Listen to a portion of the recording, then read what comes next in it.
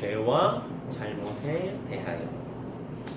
오늘 우리가 읽은 말씀은 예수님께서 이제 이 땅에서의 사역을 다 마치신 후에 보혜사 성령이 오실 것에 대해서 말씀하시는 장면입니다. 그리고 성령께서 오셔서 하실 일에 대해서 말씀하십니다.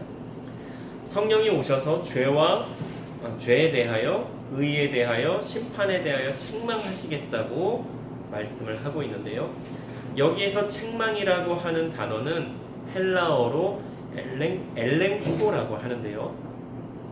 이 엘렌코의 뜻은 죄를 꾸짖다, 죄를 깨닫게 하다 등으로 해석되면서 이 말씀의 또 의미를 좀 생각해 보면 죄와 잘못에 대해서 밝히 드러내는 것을 의미한다라고 말씀을 드릴 수가 있겠습니다. 잘 생각해 보세요. 누군가의 죄나 잘못을 지적하거나 꾸짖거나 그에 상응하는 대가를 치르게 하려면 어떻게 해야 됩니까? 죄와 잘못에 대해서 먼저 밝혀내야 되잖아요. 뭘 잘못했고 어떤 죄를 지었는지, 그래야 그가 어떻게 했구나 알고 그에 상응하는 대처를 할 수 있을 테니까 말입니다.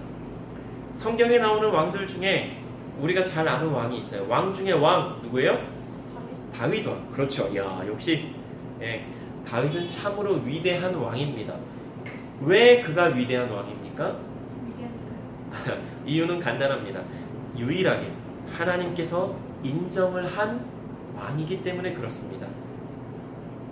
사무엘하 7장에 보면 하나님께서 나단 선지자를 통해서 다윗에게 어떻게 하실 것이라는 것에 대해 말씀하시는 장면이 나오는데요. 우리 같이 성경을 한번 이 시간에 잠시 펴고 같이 찾아서 한번 읽어보겠습니다.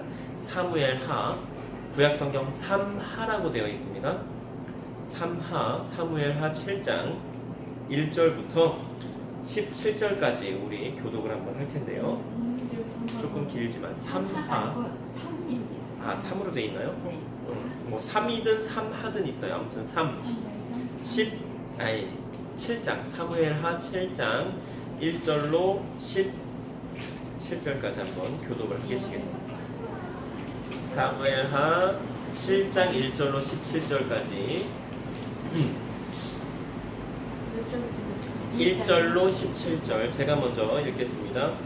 여호와께서 주위의 모든 원수를 무찌르사 왕으로 궁에 평안히 살게 하신 때에 왕이 선지자 나단에게 이르되 보지어다 나는 빌야모 궁에 살거늘 하나님의 은혜는 휘장 가운데에 있도다.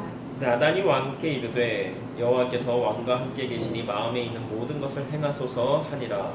그 밤에 여호와의 말씀이 나단에게 임하여 이르시되 가서 내 종 다윗에게 말하기를 여호와께서 이와 같이 말씀하시되 네가 나를 위하여 내가 살 집을 건축하겠느냐. 내가 이스라엘 자손을 세국에서 인도하여 내던 날부터 오늘까지 집을 살지 아니하고 장막과 성막 안에서 다녔나니 이스라엘 자손과 더불어 다니는 모든 곳에서 내가 내 백성 이스라엘을 먹이라고 명령한 이스라엘 어느 지파들 가운데 하나에게 내가 말하기를 너희가 어찌하여 나를 위하여 백항목 집을 건축하지 아니하였느냐고 말하였느냐. 그럼 후 이제 내 종 다윗에게 이와 같이 말하라. 만군의 여호와께서 이와 같이 말씀하시기를 내가 너를 목장 곧 양을 따르는 데에서 데려다가 내 백성 이스라엘의 주권자로 삼고 내가 가는 모든 곳에서 내가 너와 함께 있어 내 모든 원수를 내 앞에서 멸하였은즉 땅에서 위대한 자들의 이름같이 내 이름을 위대하게 만들어 주리라. 내가 또 내 백성 이스라엘을 위하여 한 곳을 정하여 그를 심고 그를 거주하게 하고 다시 옮기지 못하게 하며 악한 종류로 전과 같이 그들을 해하지 못하게 하여 전에 내가 사사에게 명령하여 내 백성 이스라엘을 다스리던 때와 같지 아니하게 하고 너를 모든 원수에게서 벗어나 편히 쉬게 하리라. 여호와가 또 내게 이르노니 여호와가 너를 위하여 집을 짓고 내 수완이 차서 내 조상들과 함께 놓을 때에 내가 내 몸에서 난 내 씨를 내 뒤에 세워 그의 나라를 견고하게 하리라. 그는 내 이름을 위하여 집을 건축할 것이요 나는 그의 나라 왕위를 영원히 견고하게 하리라. 나는 그에게 자 되고 그는 내게 아들이 되리니 그가 만일 죄를 범하면 내가 사람의 매와 인생의 채찍으로 징계하려니와 내가 내 앞에서 물러나게 한 사울에게서 내 은총을 빼앗은 것처럼 그에게서 빼앗지는 아니하리라. 내 주가 내 나라가 내 앞에서 영원히 보존되고 내 왕위가 영원히 경고하리라 하셨다 하라. 함께 읽겠습니다. 나단이 이 모든 말씀들과 이 모든 계시대로 다윗에게 말하니라. 아멘. 네. 이렇게 우리가 말씀에서 보듯이 다윗은 하나님께 굉장히 인정을 받은 왕입니다. 그런데 바로 조금 뒤에 보면 사무엘하 11장에 그런 다윗이 아주 큰 잘못을 하는 내용이 나옵니다. 다 아시는 대로 부하장수 우리아의 아내 밧세바를 취한 것인데요. 그 정도까지만 해도 그래 왕이니까 그럴 수 있다라고 그냥 그래 그럴 수 있지 그나마 조금 이해를 한다고 하면, 그런데 또 그 이후에 밧세바가 임신한 것을 알고 어떻게 합니까? 우리아를 결국에는 전장에서 죽도록 일을 꾸며서 진짜로 우리아가 전장에서 죽게 되는 일이 일어나게 됩니다. 이것에 대해서 사무엘하 11장 27절에 이렇게 말씀합니다. 다윗이 한 그 일이 여호와 보시기에 악하였더라. 그런데요, 하나님께서는 그러한 사이에서 태어난 솔로몬을 통해서 다윗 왕조를 이어가시고 예수님의 계보에까지 이르게 하십니다. 우리 인간들의 사고로는 사실 도저히 이해가 불가한 부분이에요. 그렇죠? 오늘 우리가 읽은 요한복음의 말씀에서 말씀합니다. 죄에 대하여, 의에 대하여, 심판에 대하여 만천하에 다 드러나게 하면 책망할 것이라고 말입니다. 그런데 여기에서 말씀하고 계시는 죄와 의와 심판에 대해서 우리가 잘 생각해야 될 게 있습니다. 그것은 하나님께서 제시하시는 기준, 그러니까 하나님께서 삼으신 기준과 우리 인간들의 기준 혹은 세상의 기준이 완전히 다르다라고 하는 것입니다. 우리 같으면 다윗이 그렇게 해서 낳은 아들 중에 왕조를 이어가도록 하겠습니까? 또 예수님의 계보에까지 이르게 할까요? 네. 우리는요, 나한테 조금이라도 손해를 보게 하거나 속상하게 하거나 인간적으로 어떻게 인간이 저렇게 할 수 있나, 그렇게 해서는 안 되지 라고 생각하는 그러한 일을 했을 경우에 그 사람을 높여주거나 그 사람이 뭐 잘 되도록 어떻게 하는 일은 거의 일어나지 않습니다. 오히려 도와주는 경우에도 짓밟고 일어서려고 하는 게 이 세상이고 많은 사람들의 아주 안 좋은 모습인데요. 그런데 하나님께서는 우리의 생각과는 완전히 다르게 나단 선지자를 통해서 다윗에게 말씀하시고 약속하신 대로 다윗을 통해 솔로몬을 통해 그 왕조를 이어가시고 예수님의 계보에까지 이르게 하십니다. 물론 사무엘하 11장에서 잘못을 하고 12장에 보면 나단 선지자가 그 잘못에 대해서 다윗 왕에게 이야기할 때 다윗이 바로 회개를 했다라고 나오고요. 또 그렇게 바로 회개한 다윗을 하나님께서는 또 바로 용서하셨다라고 말씀에 나오기는 합니다. 그런데 이 부분도 사실은 이해가 되시나요? 남의 아내를 간음하고 그 남편을 죽게 했는데 그것에 대해서 회개하니까 바로 용서해 주셨어요.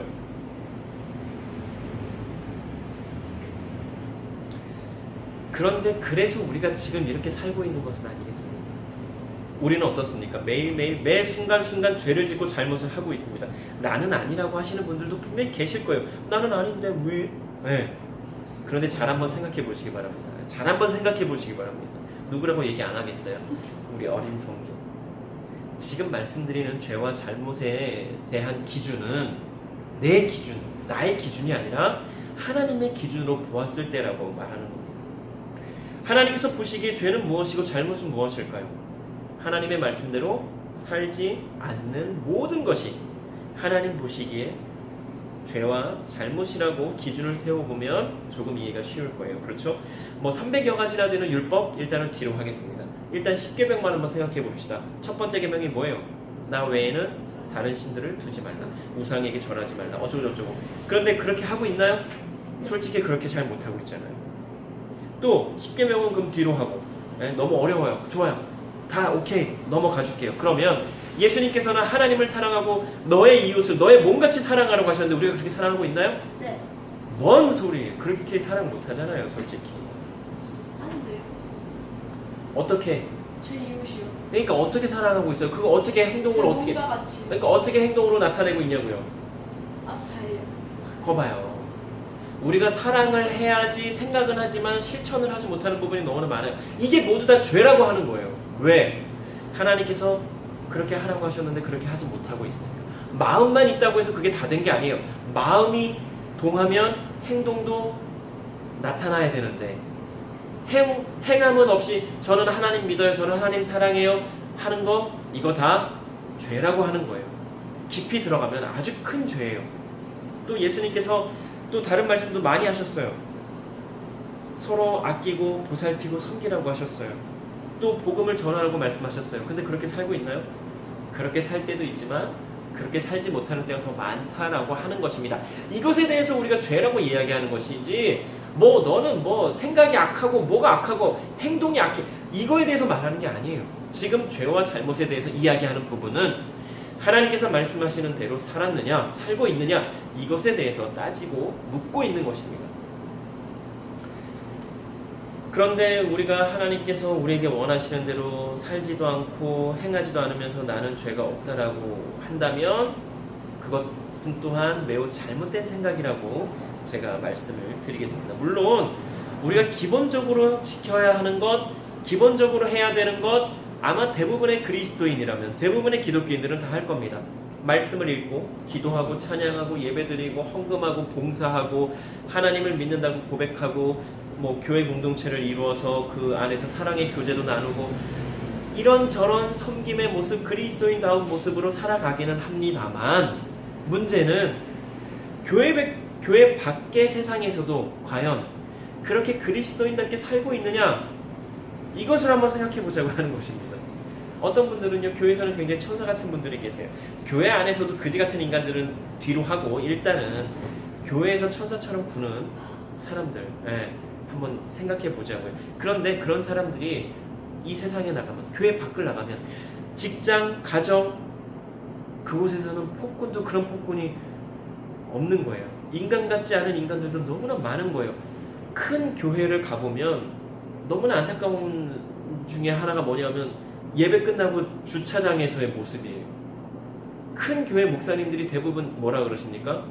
예배 마치고 나가실 때 주차장에서 조금만 마음의 여유를 가지고 서로 조금씩 양보하면서 나가주십시오. 뭐 이렇게 얘기를 한단 말이에요. 그런데 실제로 가서 보면 어때요? 다 그런 건 아니지만 많은 경우에 싸움박질하는 걸 너무나 많이 봐요. 손가락질하면서 근데 그거는요, 죄송하지만 큰 교회만은 아니에요. 작은 교회도 마찬가지예요. 내가 빨리 빼야겠는데 내가 막 급한데 앞에서 차를 조금만 늦게 빼도 막 뭐라고 해요. 아우 집사님 왜 이렇게 차를 늦게 빼? 네. 왜 그러는 걸까요? 그런데 참 재미있는 것은 그런 사람들도 멀쩡하게 잘 살고 있다는 것입니다. 나도 그렇고 말입니다. 하나님의 기준으로 볼 때 나는 어떻습니까? 다른 사람은 둘째하고 하나님의 기준으로 볼 때 나는 하나님께서 원하시는 대로, 하나님께서 말씀하시는 대로 살고 있습니까? 진리의 성령이 오셔서 죄와 의와 심판에 대해서 드러나게 하실 때에 자유할 수 있는 사람은 아무도 없을 것입니다. 그러나 또한 죄와 잘못에 대하여 이런저런 것을 핑계하고 변명하는 것이 아니라 바로바로 뉘우치고 인정하고 반성하고 회개하는 우리에게 사랑의 하나님께서는 무엇을 해주십니까? 용서를 해주십니다. 혹시라도 나는 용서받기에 충분하고 다른 이들은 그렇지 않다라고 생각하십니까? 혹은 내가 지은 죄가 너무나 커서 나는 용서받지 못할 거야, 이런 죄책감 혹은 정죄감에 사로잡혀 살고 계십니까? 이런 사람이나 저런 사람이나 하나님께서는 그러한 사람마저도 하나님께서는 사랑해 주신다라고 하는 것입니다. 그래서 하나님의 사랑은 그 깊이와 넓이와 높이와 길이를 알 수 없다라고, 그것을 좀 깨닫기 원한다라고 사도 바울이 에베소서 3장 19절에서 그렇게 말씀하고 있는 것입니다. 어떤 분들은요, 그러면 우리 인간들이 해서는 안 되는 일을 할 때에 하나님께서는 도대체 어디에 계셨으며 도대체 무엇 하고 계셨느냐라고 묻는 분들도 좀 계십니다. 아니, 하나님께서 좀 막아주시지, 그러한 일들이 일어나지 않도록 좀 어떻게 해주시지. 사실 우리가 해서는 안 되는 일을 할 때에 하나님께서 그냥 가만히 계셨을까요? 아니요, 그렇지 않을 것입니다. 분명히 양심의 소리에 외치셨을 것입니다. 안 돼! 그러면 안 돼! 얘야, 그러면 안 돼! 그런데 그 양심의 소리를 우리가 듣지 않고 우리의 유익에 따라 그 순간의 욕심과 욕망을 참지 못하고 해서는 안 되는 일을 한 것뿐입니다. 선과 악을 택해야 하는 그 순간에 선하시고 사랑이신 하나님은 뒤로 하고 악을 선택한 내가 있는 것일 뿐입니다. 이것은 하나님을 믿는 사람이든 믿지 않는 사람이든 동일합니다. 왜? 절대적인 악, 절대적으로 해서는 안 되는 일, 그것은 누구나 다 아는 것이기 때문에 그렇습니다. 그런데 살다 보면 의도치 않게 또 예측하지 못한 어렵고 힘든 일들을 만나게 될 때도 있습니다. 그럴 때면 정말로 너무나 힘들고 괴로운 것이 사실이죠. 그러한 때 우리는 어떻게 하면 좋겠습니까? 너무나 잘 아는 대로 하나님을 깊이 만나며 하나님께 물어야 할 것입니다. 그런데 사실 이렇게 하는 게 쉬운 건 아닙니다. 그러나 하나님께서 그러한 일들을 통해서 나와 더욱 깊이 만나기를 원하신다라는 것을 우리가 알고 있다면 우리는 그 순간에 하나님을 깊이 만나야 됩니다. 그리고 물어봐야 합니다. 하나님, 이러한 상황에서 제가 어떻게 하기를 원하십니까? 이러한 상황에 제가 무엇을 어떻게 하면 좋을까요? 하나님, 저 정말 너무나 힘이 드는데요. 하나님, 저 정말 죽겠는데요. 하나님, 저 좀 살려주세요. 하나님, 저 좀 도와주세요. 우린 이렇게 하나님과 깊이 만나며 내 안에 있는 모든 속상함과 원통함과 모든 그 아픔을 하나님께 다 토해내야 하는 것입니다. 우리의 기준에서 생각하지 말고 하나님의 기준에서 생각하는 삶을 살면 좋겠습니다. 그러나 그렇게 산다고 해도 우리는 분명히 책망받을 일이 많을 것입니다. 왜요? 우리가 그렇게 생각하지만 하나님의 기준에, 하나님의 말씀에, 하나님 원하시는 대로 다 그렇게 살지 못하기 때문에 그렇습니다. 그러나 그러면 좀 어떻습니까? 그럼에도 우리가 하나님의 기준에서 생각하고 살려고 노력하는 그것이 중요한 것이 아니겠습니까?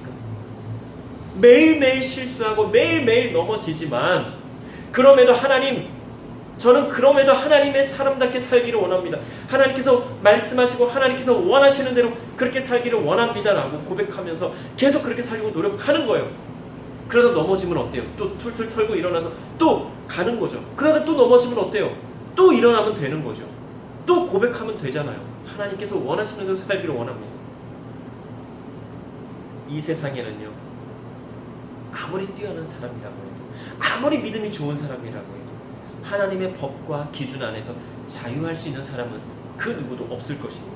그러나 하나님 안에 있을 때에만 우리는 진정한 자유를 누릴 수 있다는 것을 알아야 하겠습니다. 물고기가 물 안에 있을 때에만 자유할 수 있듯이 말입니다. 기도 드리시겠습니다. 사랑의 하나님, 참으로 감사합니다. 오늘의 귀한 말씀을 통해서 또한 우리가 어떻게 살아가야 할지 다시금 생각하며 마음 먹게 하여 주시니 참으로 감사를 드립니다. 하나님, 우리는 너무나 부족함이 많습니다. 너무나 연약합니다. 너무나 잘 넘어지고 너무나 우리의 유익과 욕심 때문에 하나님을 뒤로한 때가 너무나 많음을 고백하며 나아갑니다. 하나님, 그러나 그러한 상황에서도 계속해서 하나님께서 원하시는 대로, 하나님께서 말씀하시는 대로 살아가고자 노력하며 발버둥치며 몸부림치는 우리가 되게 하여 주시고 내가 되게 하여 주시옵소서. 하나님을 더욱더 깊이 만나는 삶을 살게 하여 주시고 하나님의 뜻대로 살고자 노력하며 애쓰며 나아가는 우리 모두가 되게 하여 주시옵소서. 우리의 모든 것을 하나님께 온전히 의탁드립니다. 하나님, 인도하여 주시옵소서. 감사드리며 예수님 이름으로 기도드립니다.